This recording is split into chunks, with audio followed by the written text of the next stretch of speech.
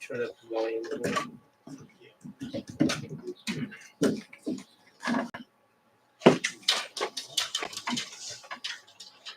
All set.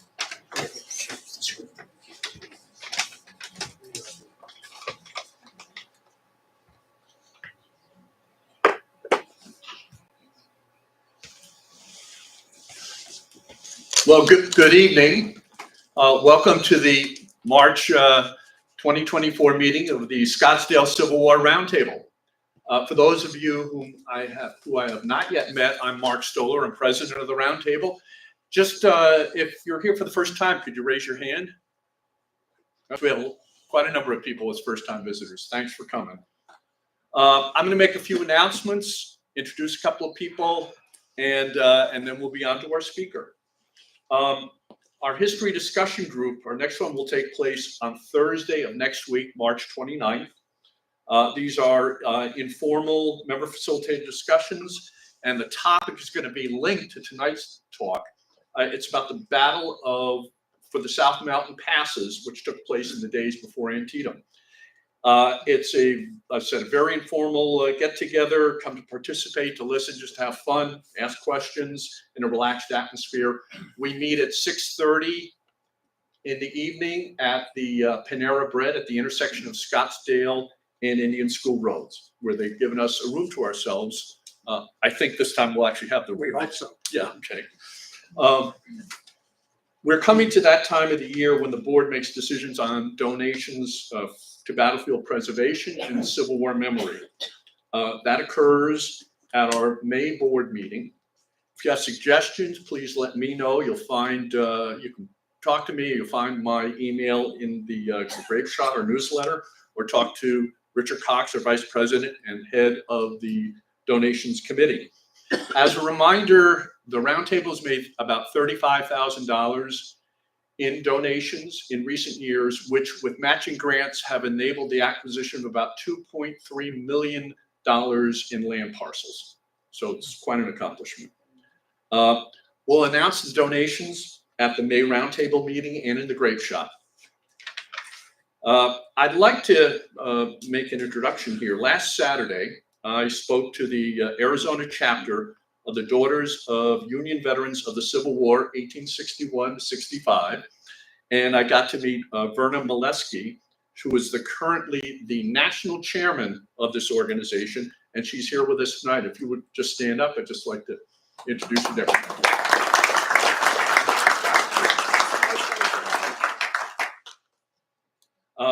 We also have with us a number of folks that we met recently at the Scottsdale Senior Expo, and I wanted to welcome them. Thanks for coming. There are still a lot of people in the Valley who don't know about the Roundtable, but we find that every time we have a chance to talk to people, we find people interested in what we do, and we find new members. And that's going to help us get to the 400 members over the next 4 years. That's our goal. So please, as I've mentioned before, let us know of any events, any organizations in Scottsdale, Phoenix, Paradise Valley, Cave Creek, or the East Valley that you think might have people who would be interested in what the Roundtable does. We're happy to come out and talk to anybody about what we do. And now on to tonight's main event. Ask Dick Cox, our Vice President, to do the introductions.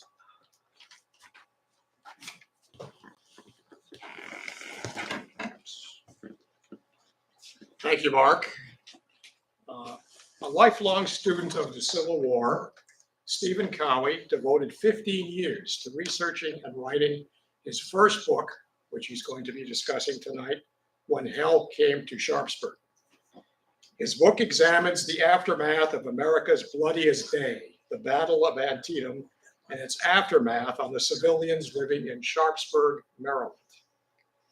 He meticulously follows the fortunes of individual families thrust into harrowing circumstances and their struggle to recover from their unexpected and often devastating losses.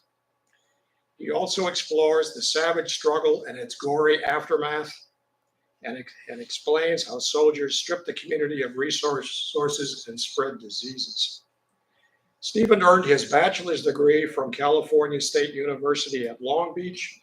He's been a part of the Los Angeles film industry for several years, where he penned spec screenplays and sold his award-winning short film Lola at the Sundance Festival. Famous Civil War historian James McPherson said this about the book: "The residents of Sharpsburg and vicinity, discovered in 1862." We can't hear that. Point the mic a little bit more towards you. Is that better? Oh, yeah. All right. Now I get it. I'll start over. James McPherson said this about Stephen's book: "The residents of Sharpsburg and vicinity discovered in 1862 that war was indeed hell. The battle destroyed scores of town and farm buildings, the burial of almost 6,000 soldiers, as well as horses and mules on and near the battlefield, and they polluted the groundwater and spread devastating disease. And the occupation of the area by the Union Army for 6 weeks after the battle swept away fence rails, livestock, crops, and food from a wide swath of Maryland. As Steven Cowie demonstrates in stark detail, it took generations for the region to recover from the battle of Antietam." And now for the rest of the story, please help me welcome Steven Cowie.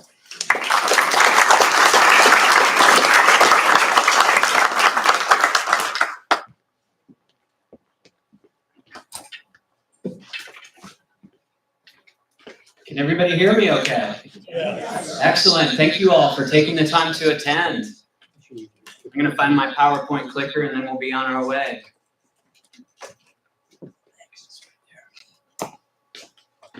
Well, I'd like to thank the Scottsdale Civil War Roundtable for the invitation. It's a special treat for me to be here because not only does it offer me the opportunity to share my research in person for the first time west of the Mississippi, but I have family in the area, and I don't get a lot of time to spend with them. Some of them are in the audience with us tonight, so I want to thank them for joining us as well. This has just been a treat for me to be on this trip.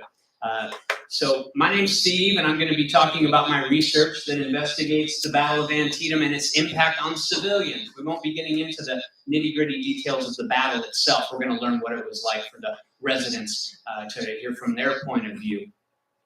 It's a passion project that took 15 years to research and another 3 years to write.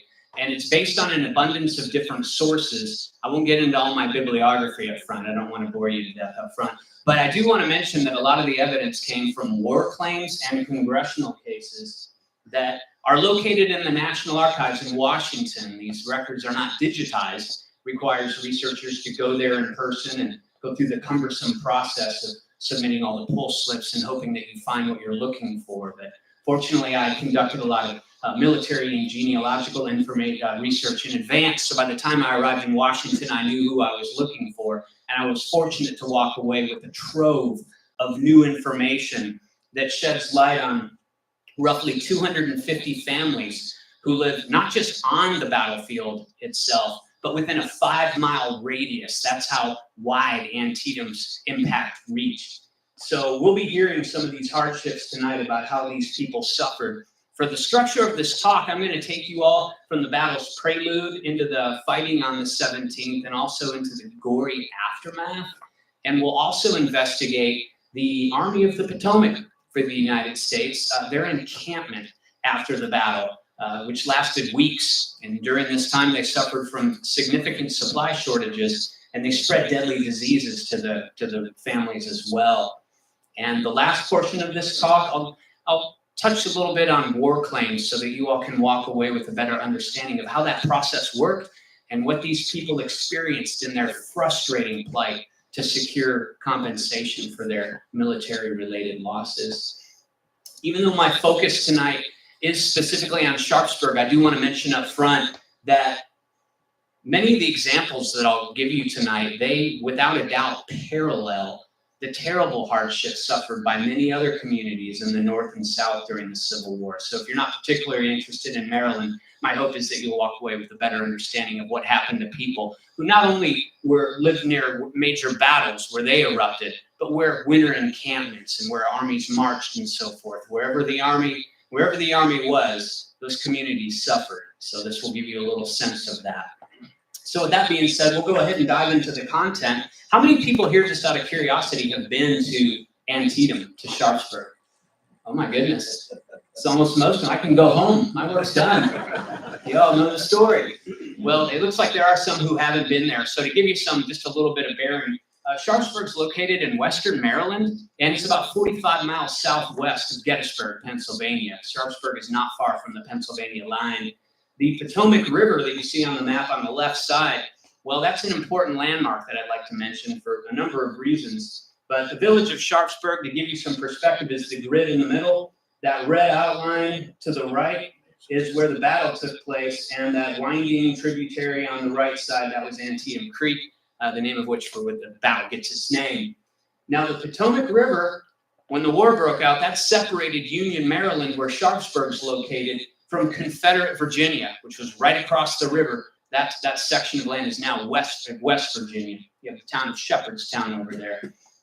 But there was only one bridge in this area to pass between Maryland and Virginia back then, and the Confederates burned it early in the war. So by default, this area of Sharpsburg, there was only one place to cross, and it was a shallow stretch in the river known as, some people refer to them as fords. Well, Sharpsburg had one such ford, and it went by several names: Blackford's Ford, Boteler's Ford, Shepherdstown Ford. But it was the only place to pass between Williamsport and Harper's Ferry, which were located north and south of Sharpsburg, for an entire army to cross. That played a huge role in why Antietam was fought here. It also played a major role in why the armies returned and went through Sharpsburg in the Gettysburg and Monocacy campaigns in 1863 and 1864. I can touch more on those later campaigns in the Q&A session if anybody's interested. But this was a farming district. In 1860, according to the census, there were about 2,400 people living in this entire district on this map. There were about 200 free persons of color and 150 enslaved people. Most of the people made their wages with agricultural income. Other people worked on the Chesapeake and Ohio Canal that ran alongside the river. But farming was key to most people's income, whether you were a wealthy landowner or a tenant farmer or a day laborer and a farmhand. But all these fields, if you would travel back there and just travel through these roads and farmlands back in 1862, they were heavily fenced. And that's because the farmers back then, if you had a 300-acre farm, you subdivided that property into multiple interior fenced fields that were dedicated to growing a variety of crops. Now, contrasting with a lot of commercial operations that we see today, where a lot of people might harvest just corn and soybeans. These folks were growing all kinds of different products. And the farms were also filled with a lot of life.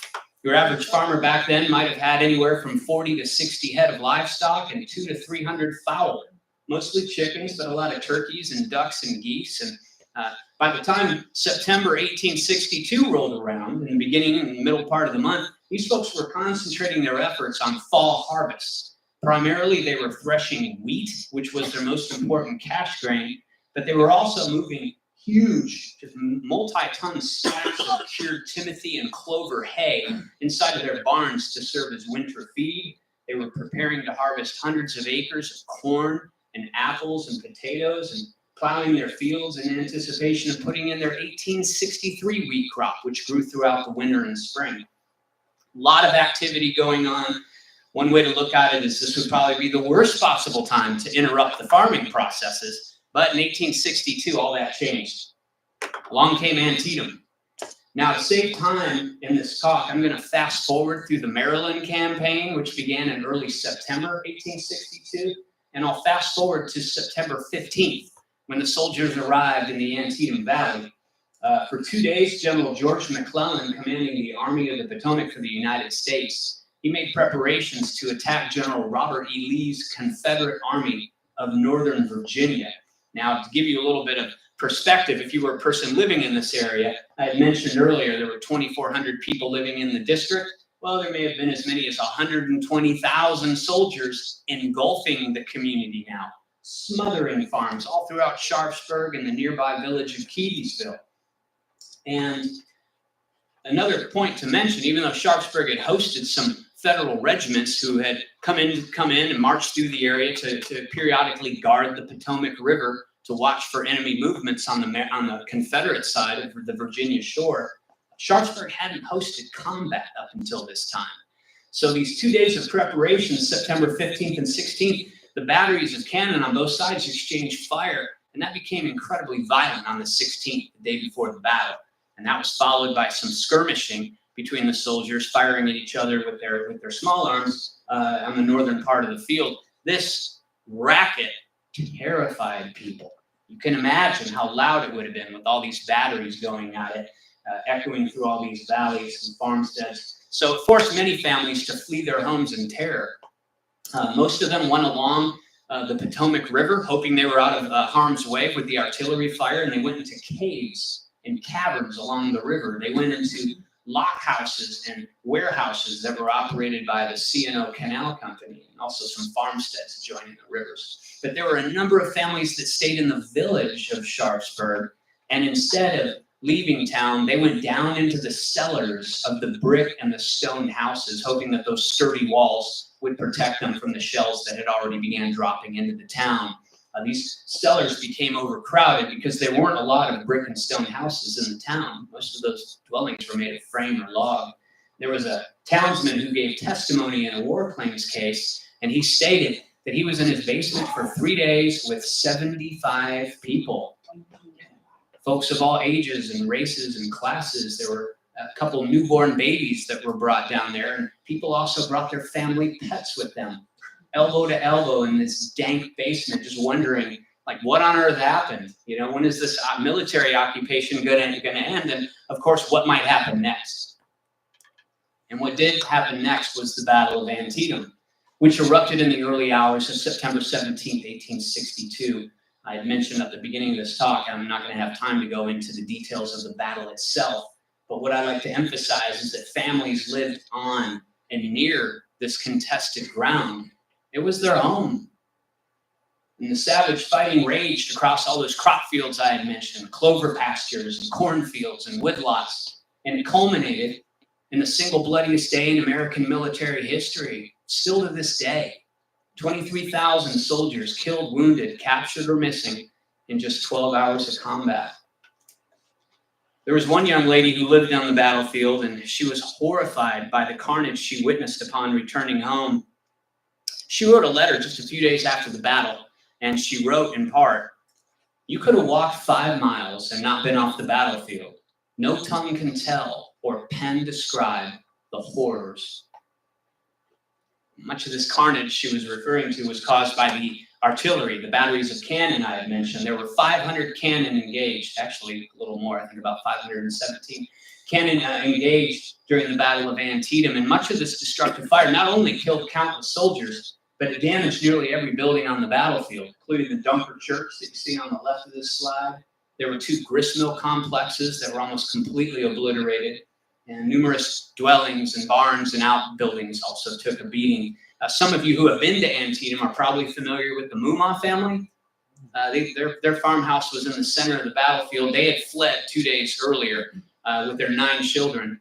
But what happened was Confederates early on the morning of the 17th day of the battle, they intentionally set fire to the Mumma stately farmhouse to prevent federal marksmen from occupying the building. And sometime during the fighting, errant artillery shells took out the Mumma's barn and spring house and hog pen as well. Just ravaged their farmstead.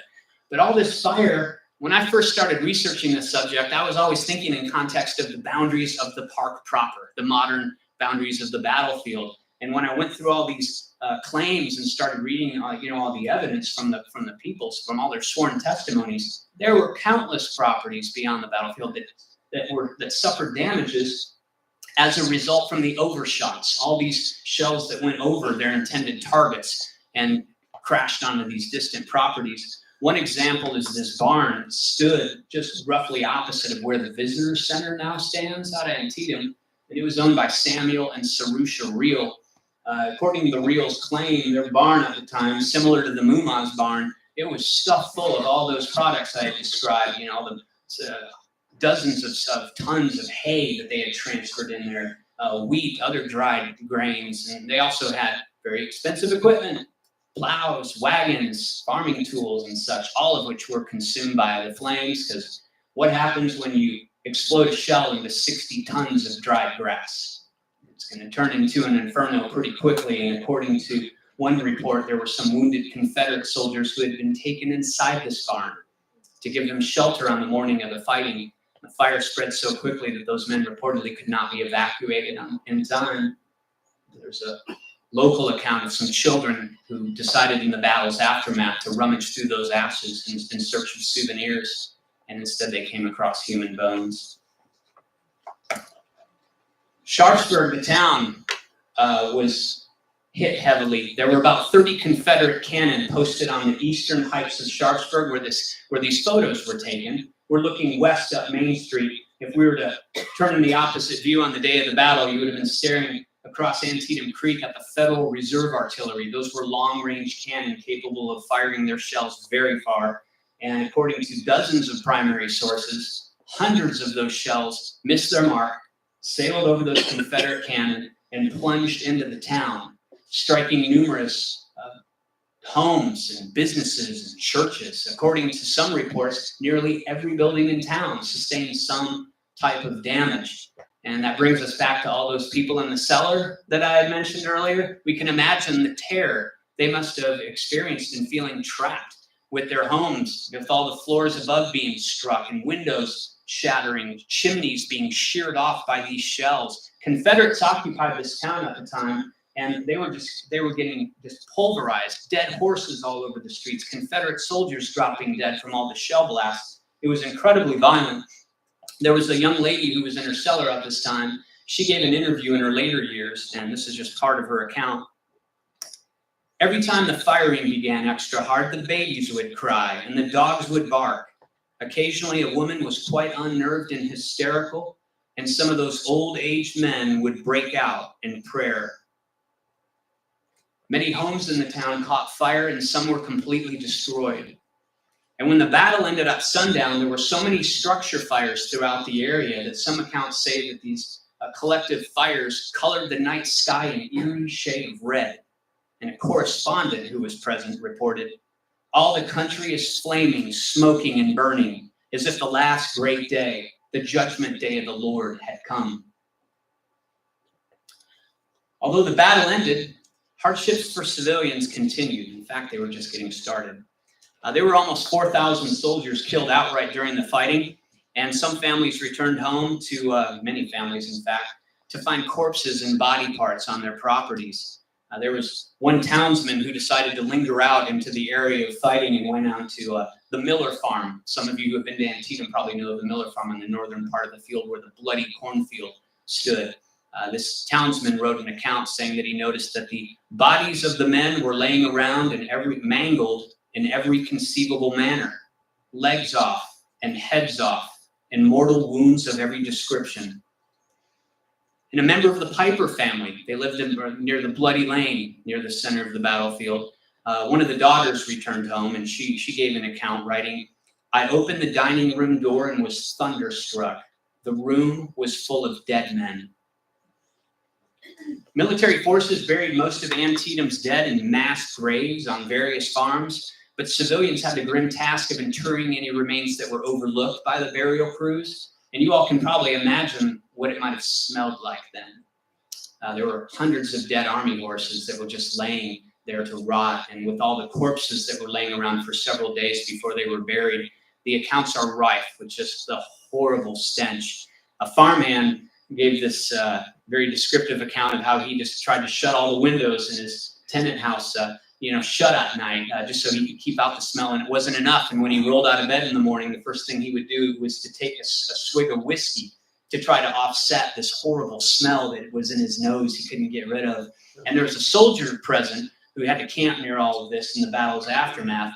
He wrote a letter home saying that the stench was so thick, and this is his quote, "It could be cut in chunks." There were also thousands of men wounded during the fighting. And because of this emergency, medical staff in both armies had no choice but to commandeer nearly every property in the area for hospital purposes. And they cleared furniture from houses and equipment and grains from barns, pews from churches, all for the purpose of trying to make space for the sufferers. And when residents returned home from their evacuation sites, many of them found their homes so overcrowded that they were forced to shelter elsewhere. There just wasn't room for them. And sometimes this displacement only lasted a couple days or a couple weeks, but in some cases, it was several months before they could reoccupy their homes. And the families who were allowed to remain with permission by the army surgeons were often consolidated into 1 or 2 rooms, which is no easy feat when you're like the Mumma family and you have 9 kids. You got to just somehow make it work. But along with the shocking number of wounded, there was also a medical supply crisis at Antietam. This was a really fascinating part of the research that I learned. I wasn't aware of how bad it was until I started reading all the accounts.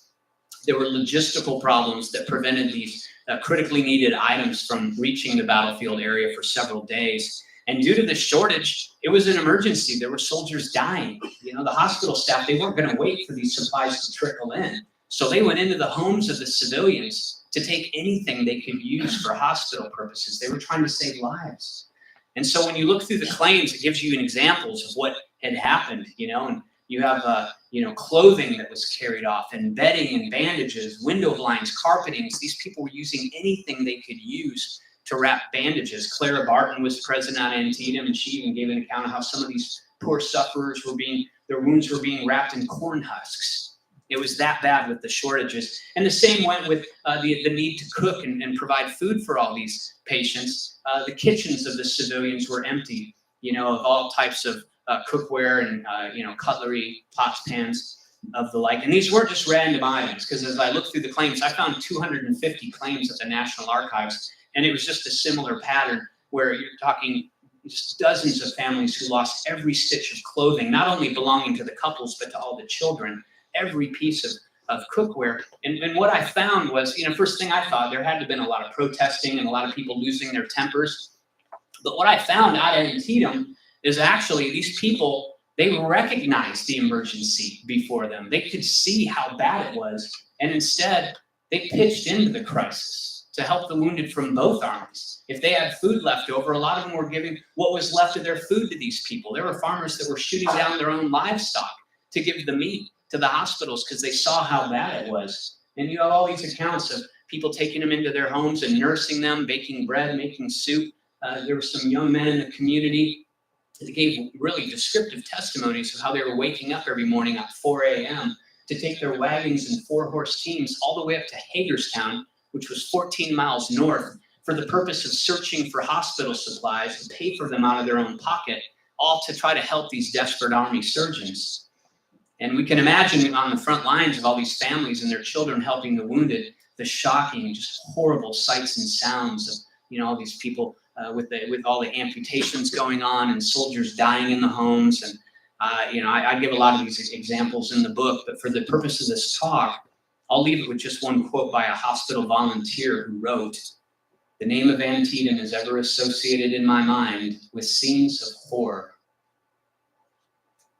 Unfortunately for the people, the hospital staff were not the only ones taking private property from civilians, because straggling or straying from the ranks was a terrible problem at Antietam, and depredating soldiers from both armies ransacked and vandalized countless homes. Again, when you have all these detailed petitions of inventory losses, you start to see what was taken for the need of the soldiers in the hospitals, and also you can tell what was taken for personal gratification, like cash, jewelry, family photographs, family Bibles, musical instruments. The list is pretty endless. There was a gentleman who lived in the town of Sharpsburg describing the Confederate looting, and he wrote a letter after the battle writing, "They entered several poor people's houses and robbed them of everything they had in this world. 2/3 of the families had nothing but the clothes on their backs." But the war claims allege that Union soldiers also plundered many homes. And in fact, the depredations became so widespread that General McClellan issued a general order on October 1st, 2 weeks after the battle, to address, and this is a quote, the stragglers and pillagers lawlessly depredating upon the civilians. Now, this general order brought a lot of the Union soldiers back in the line, but the Army of the Potomac, I'll refer to that just here and there occasionally, I'm going to say it a lot, the AOP, I'll try to abbreviate to make it easier. They continued taking private property from the community, and here's a reason why in a nutshell. Robert E. Lee took his Confederate Army away from Sharpsburg, leaving Maryland, crossing that ford that I had mentioned earlier, went back into Confederate Virginia the night of September 18th. But the Union Army didn't follow right away. Instead, they were in Sharpsburg for almost 6 weeks in the Sharpsburg region. There were a lot of federal regiments that were rushed to Sharpsburg to reinforce the AOP in the battle's aftermath.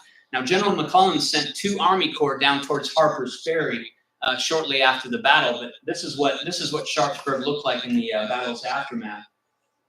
The 6th Corps was north of the battlefield. The 1st and 5th Corps surrounded the village, and then you had the 9th Corps south of the battlefield. Well, what does all this mean?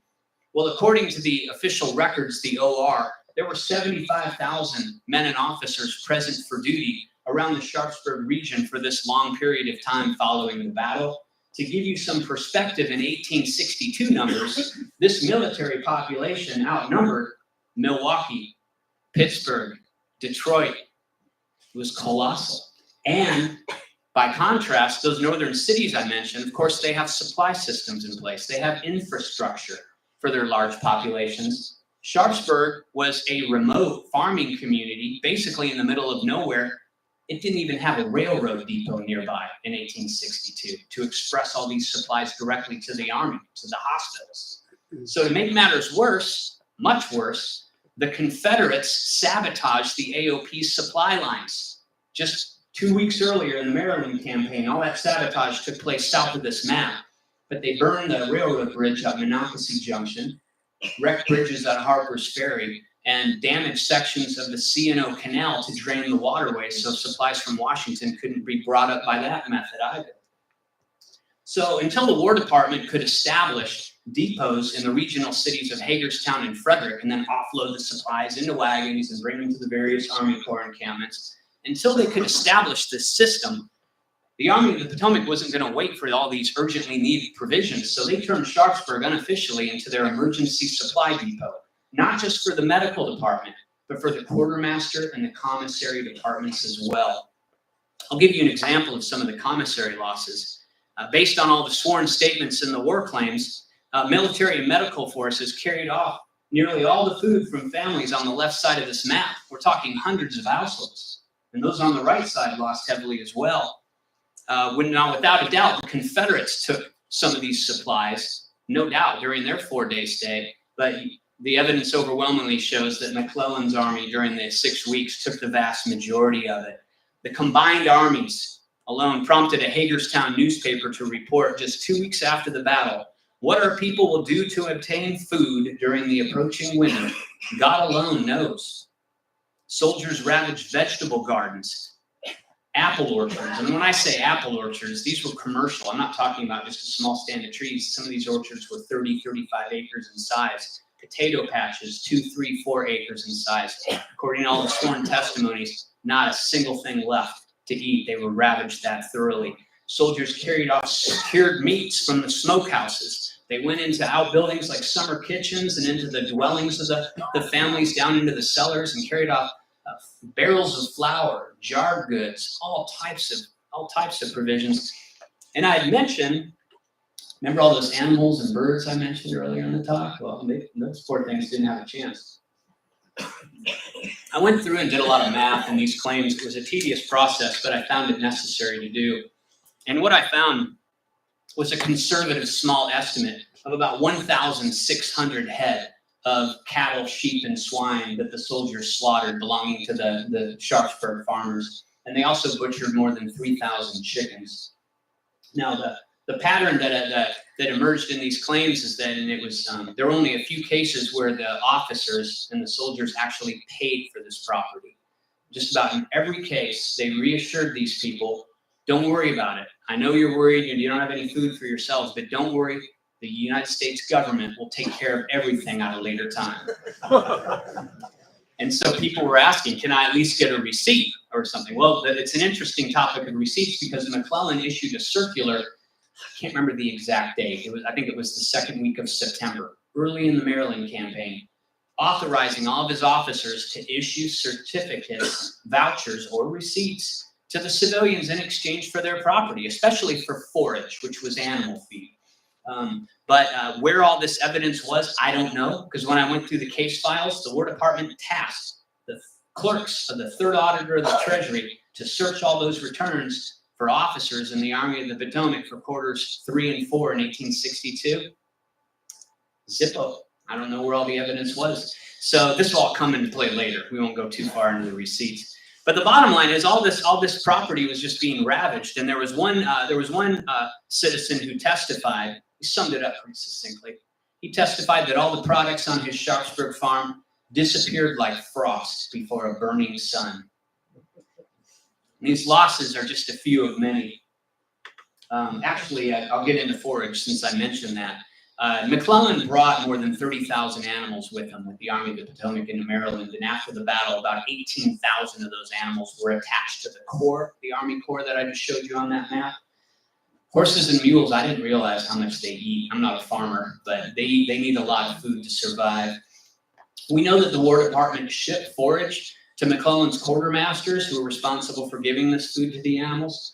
We know that they shipped it, but this wasn't until after those depots I had described were established and then delivered by wagon to Sharpsburg. And according to a lot of the gripes and the groans by a lot of the officers in the post-war correspondence, these quantities were insufficient. And so as a result, everyone responsible for the animals, they weren't going to watch their animals die. So what do you have before you at Sharpsburg? Hey, it's fall harvest. Look at all this corn that's about ready to be harvested. Look at all this hay. Well, I went through the claims again and did a lot of math. And my estimate, this is another conservative estimate, is that these animals attached to the Army consumed and destroyed more than 4,000 tons of cash grains and feed crops, wiping out a significant portion of the fall harvest.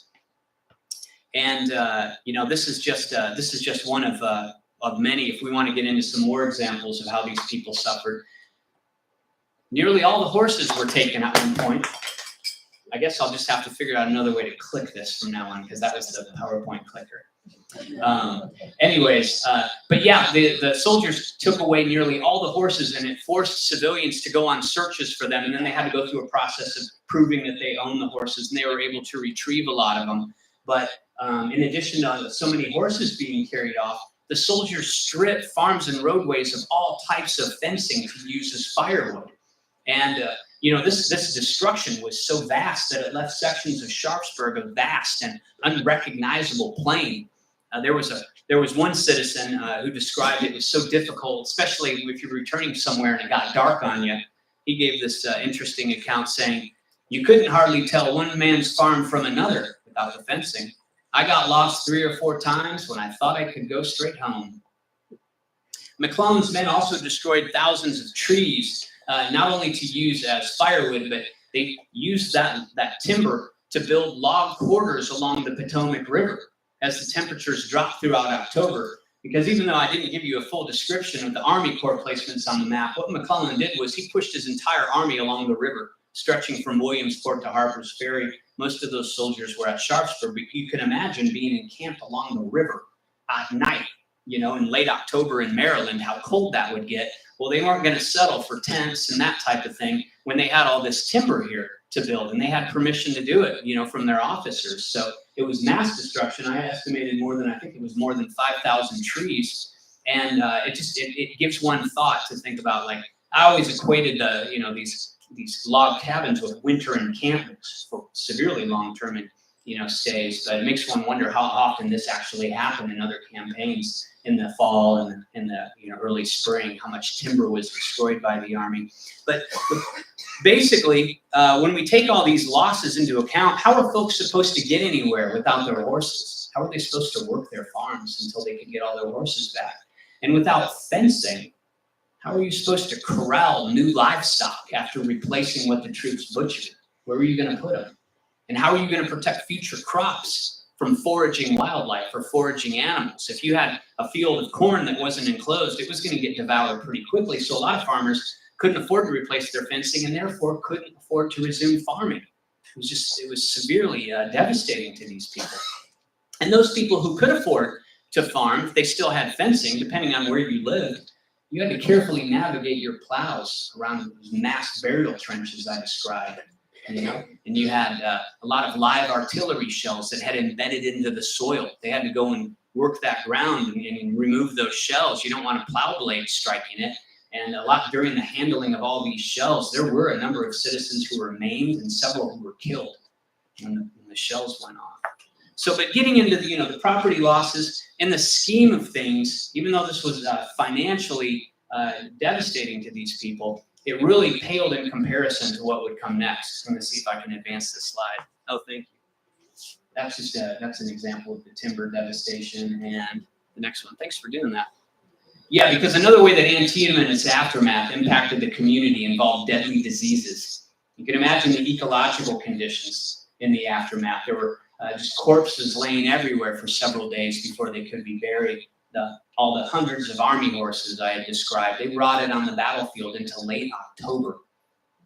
All the armies attached to the army, all the animals that were attached to the army that were still alive, deposited thousands of tons of manure. And then you factor in all the livestock carcasses that the army butchers and the hospital cooks cast aside. All the descriptions just showing all the sheep and the hogs and everything just thrown aside after they took whatever meat they wanted off them. And then, I'm not trying to get anybody sick, around dinner time, but you had piles of amputated limbs up at field hospitals and the fecal waste of 75,000 encamped soldiers. I mention this for a reason. All this unhealthy matter attracted swarms of houseflies and it leached into the groundwater as well. All that dangerous bacteria. Sharpsburg still has issues to this day with their terrain and the contamination of their drinking water. But you can imagine what it would have been like back then.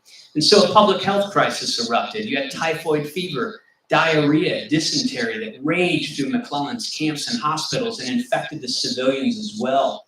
And I go into a lot of detail in the book about the disease outbreak.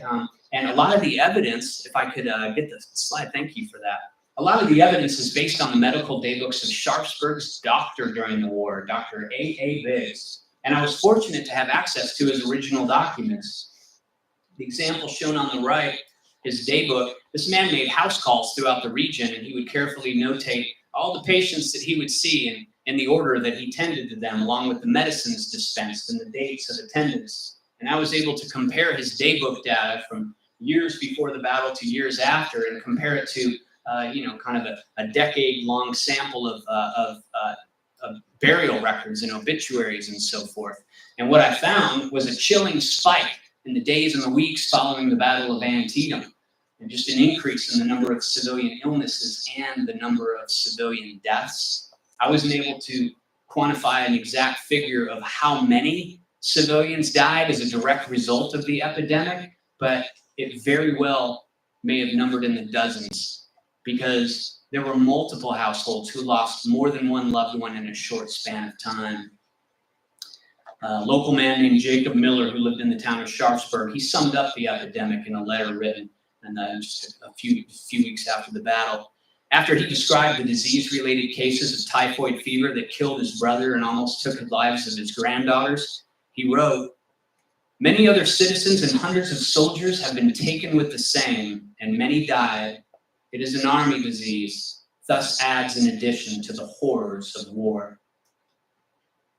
And in the midst of this devastation and stench and disease, Abraham Lincoln, he picked a good time to visit, didn't he? He visited, he toured the Antietam battlefield and he rode through the battered town of Sharpsburg, and he visited various ravaged farmsteads while reviewing the Army of the Potomac. And I wasn't able to find any firsthand accounts of what Lincoln may have thought of this widespread devastation, or any conversations that he had with the locals on this subject. But I just wondered, it just makes one, just ask, how many residents approached the president during his Sharpsburg visit and asked when the federal government might repay them for the Army's sweeping appropriations? And that brings us to the final part of my research, which is the war claims and the congressional cases. This process, thank you, it consisted of 3 congressional acts passed in 1864, 1887, 1883, and 1887. And the simple explanation is all 3 of these acts were divided into 2 parts. You had merits, which investigated the facts of a case, and loyalty, which examined the claimant's political leanings during the war. You had to pass both tests if you were going to get paid, and it wasn't easy going. Now, the claims process started with the Act of July 4, 1864. It was also known as the July 4th Act, and it empowered Montgomery C. Meigs, he was the Quartermaster General. It empowered him to dispatch special agents from his department into the field to tour the affected properties, examine the claims, and interview the claimants and their witnesses. Now, this July 4th Act presented a number of drawbacks. I could give a whole talk on it, in fact. But for example, by the time McClellan's army finally left Sharpsburg in late October 1862, there were countless families teetering on economic ruin due to the overwhelming and unpaid losses. Well, here's the catch. Sharpsburg's claims investigations did not begin in earnest until the mid-1870s.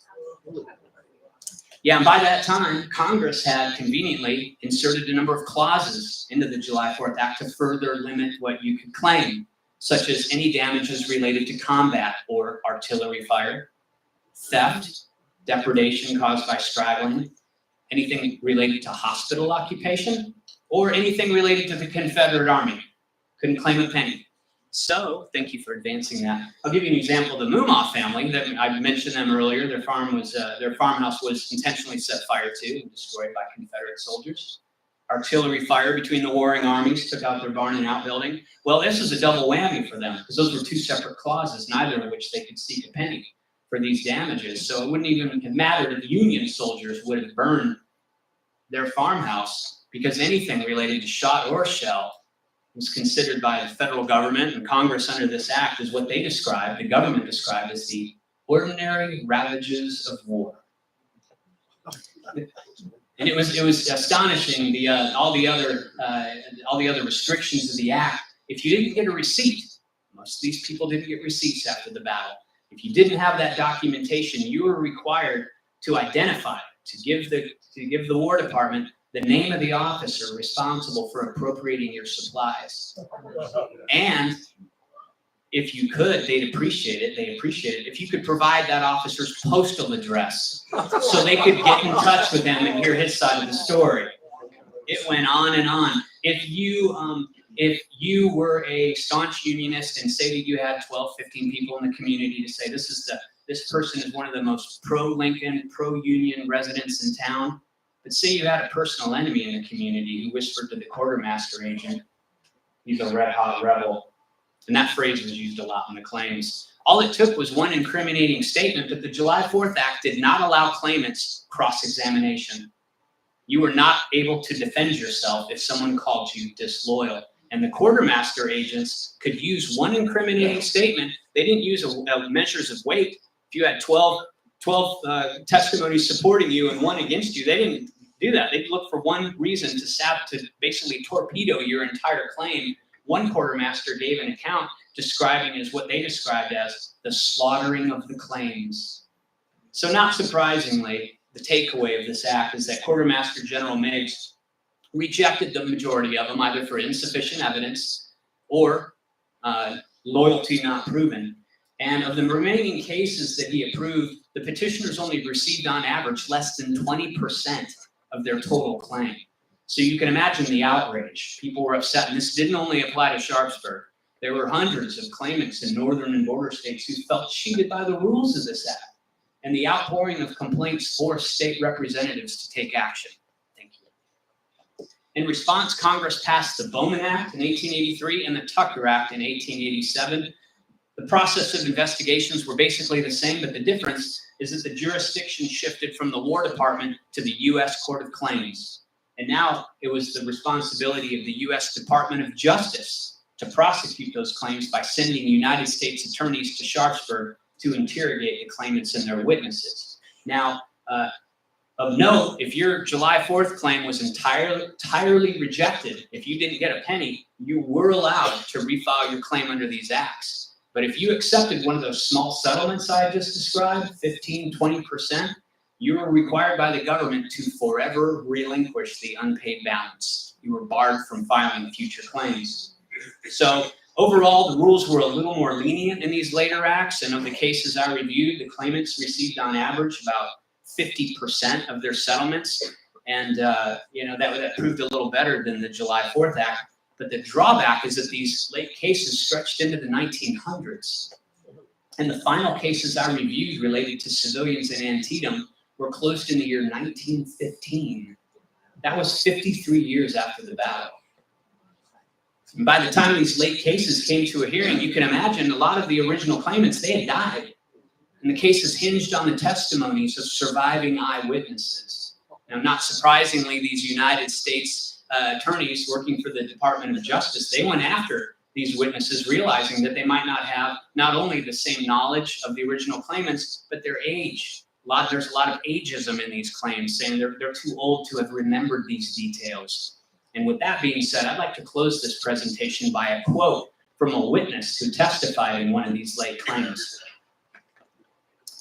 At the time of the Battle of Antietam, Angeline Jackson was a teenage domestic servant who lived and worked on the farm of David Smith. That farmstead was located just west of the village of Sharpsburg. And almost 40 years later, Angeline testified in Smith's Tucker Act case, and she provided explicit details describing how the federal soldiers after the battle stripped the farm bare. Now, her testimony was so fascinating. It went on and on. She was giving accounts of where her laundry was hanging when she fled, and how she had to hide in a cave, and where she was when her sister died during the disease outbreak. She went into a lot of detail. And my take in reading this was almost as if these United States attorneys may not have believed her, because she was revealing, she was just presenting all this information 40 years later. So they were rewording a lot of the same questions in cross-examination. And it seemed to me like in between the lines that Angeline grew frustrated with them. She sensed that they didn't believe her. And so she went off script, and she stated something that I think is quite profound, in that it represents the memories of many other civilians impacted by Antietam and its aftermath. She stated, "I remember all these things distinctly. It seems to have been burned into my mind, and I shall remember it as long as I can remember anything." That concludes the talk. Thank you all very much again for attending. I'm glad to take any questions or comments. Oh, I think we're going to pass the microphone around if anybody does have any questions. Sure. Questions? I can yell. No, say, John. Why stay in Antietam for 6 weeks after the battle as opposed to moving south back towards Frederick and more supplies? So the question was, why did they stay in Antietam for all that time when there wasn't the logistical support? Yeah, General McClellan gave a very lengthy explanation, realizing he was on the hot seat for that. And I think he issued almost two, and there was almost his first after-action report, and then he gave a second one, if I'm not mistaken, afterwards to further explain. But a lot of it had to do with the need to rest and refit his army. And what you see in the official records with the correspondence between a lot of these officers and the War Department in Washington is requesting these supplies, putting in the requisitions, but not receiving the supplies. A lot of it had to do with that, because even the medical department, Jonathan Letterman gave a statement saying one of the biggest problems they were facing was the distance from the depot of supplies. So they felt the need, though. McClellan, he made it a point to mention in that report that one of his primary goals was to drive Lee out of Maryland. So the defensive web that they had set up at Sharpsburg across the river, and the intelligence they had of Lee's movements in Virginia, he didn't want to move until he had a better feeling of what Lee's intentions were. So instead of making a move for that, it would have been kind of disastrous for McClellan's resume to just leave right away and have Lee sneak around him and go back into Maryland. That's my opinion, at least. But yeah, it's a great question. I have a question over here.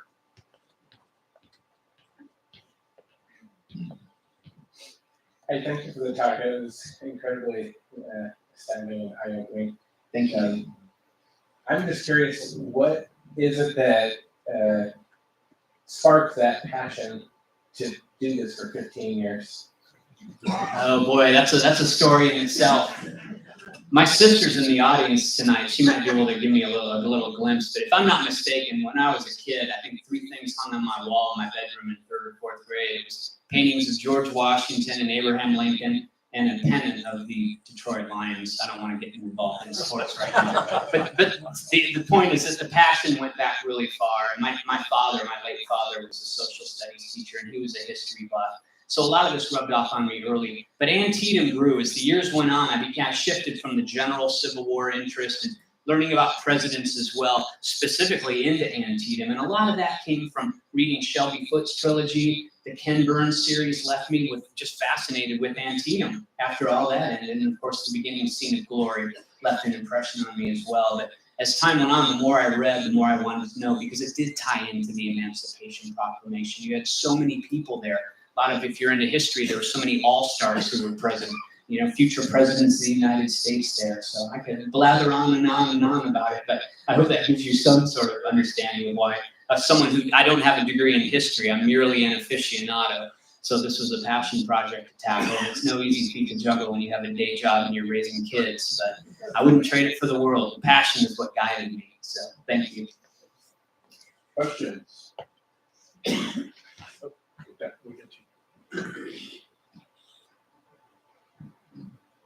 How did they separate the casualties, both at the time of the war and then after the Connell's occupation? I'm sorry, sir, could you repeat that? I didn't understand. They had Confederate and Union casualties. How did they separate them if they carried them both during the war and also the Connell's occupation? With casualties, for example, would you like me to touch on those who were killed during the fighting or the wounded as well? Most of the ones that were injured were occupied. Those who were injured. Those who were injured. Those who were injured. Well, there were a lot. Yes, sir. Yes, sir. Those who were injured, there were, in some cases, there were hospitals that were separated, that were Confederate only.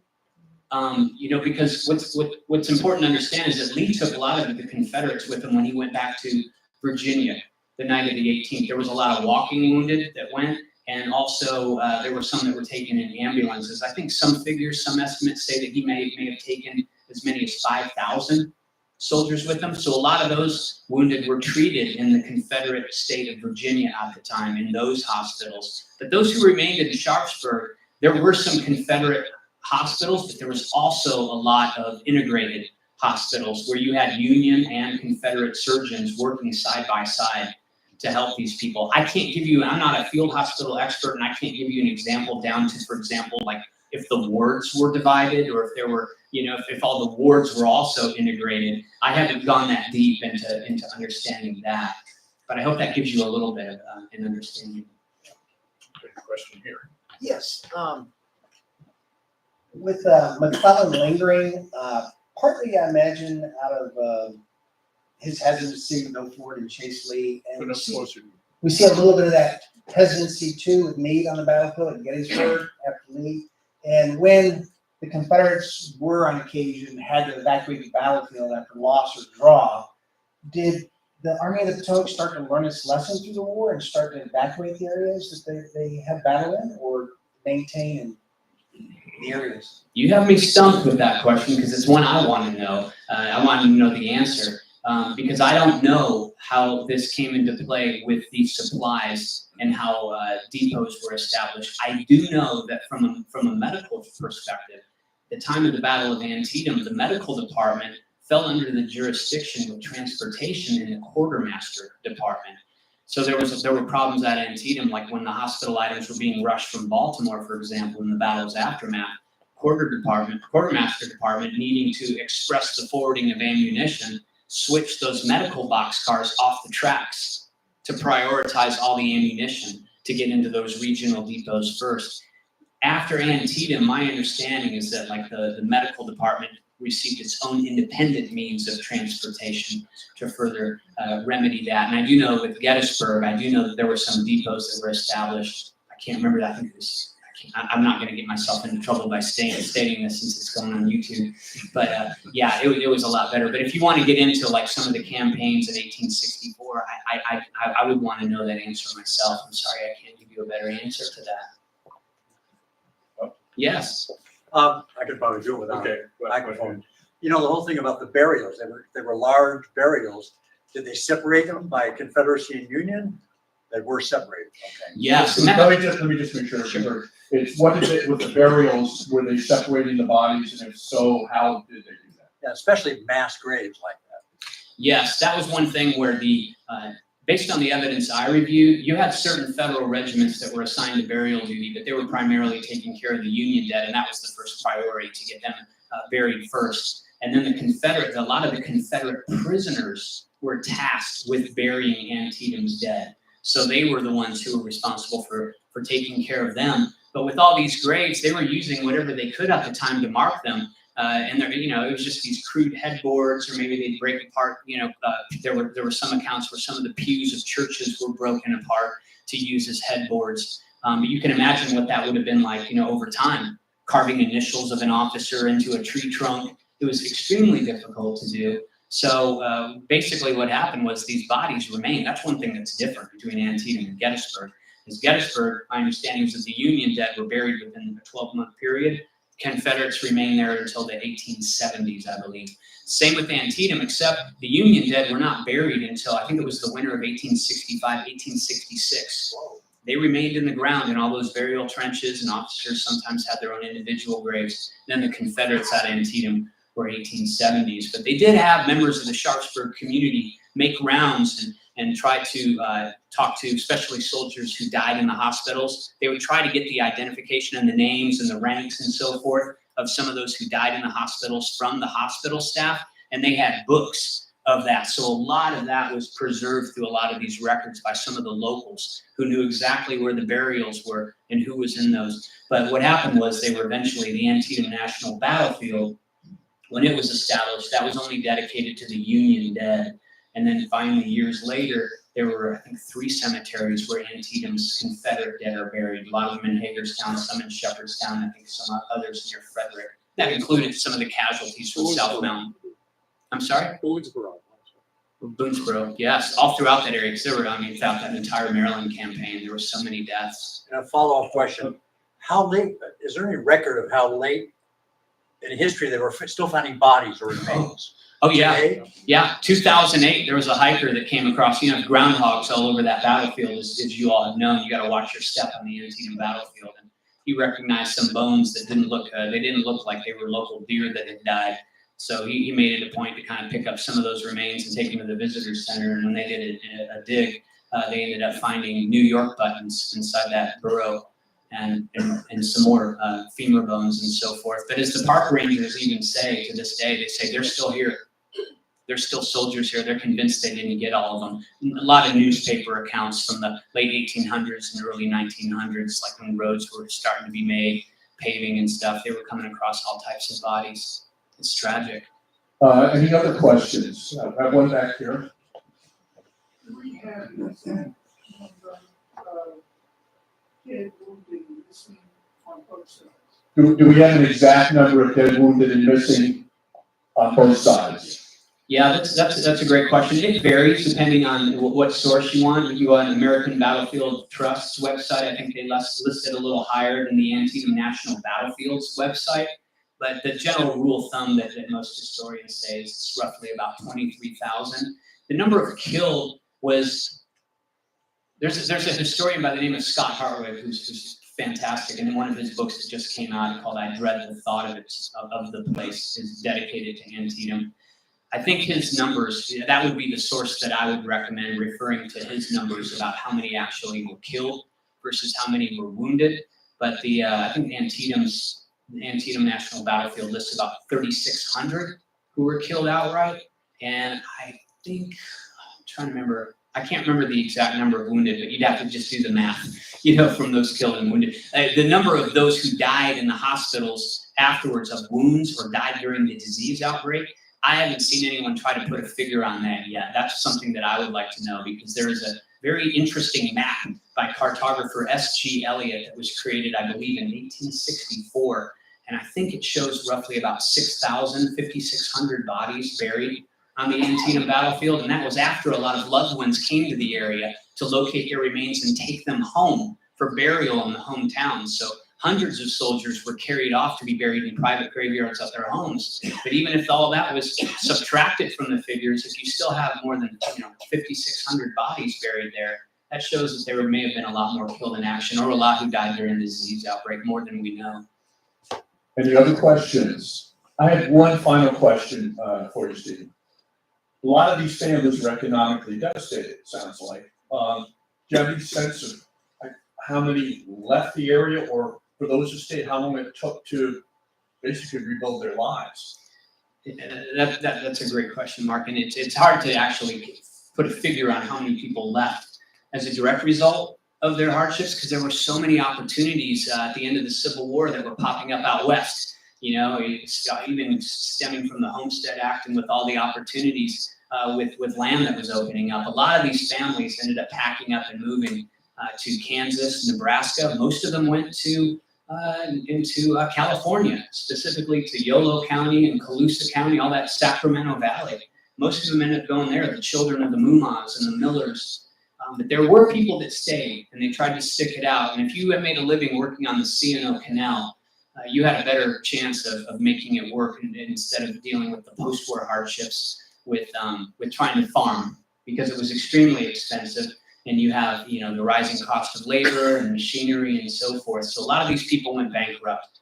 And some people who are familiar with Antietam probably know of the Newcomer House or the Pry House. Well, both those families left because of bankruptcy and financial ruin. So there weren't many people who stayed in Sharpsburg, but those who did, what an incredibly resilient story to stick it out and persevere through those really terrible times. Because, I won't get into this now because we're running short of time, but the armies came through again in 1863 and 1864. So if you rebuilt your fencing and you replaced your livestock, here came the Confederate Army, up on its way to Gettysburg, 5 divisions right through Sharpsburg. On the way back, here came the Union Army. Same with the Monocacy campaign. The Confederates stayed for several days. There went all the harvests once again. How these people did it, I don't know, but I'll say it and say it again. It's a great story of human resilience.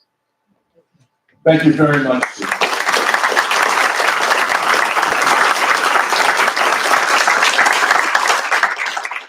Our next meeting is April 16th, and the topic will be Most Youth Rangers.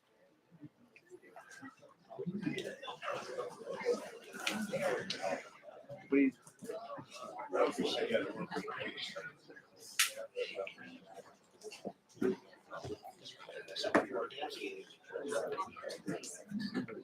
Fabulous job. Thank you so much. Very well done. Thank you.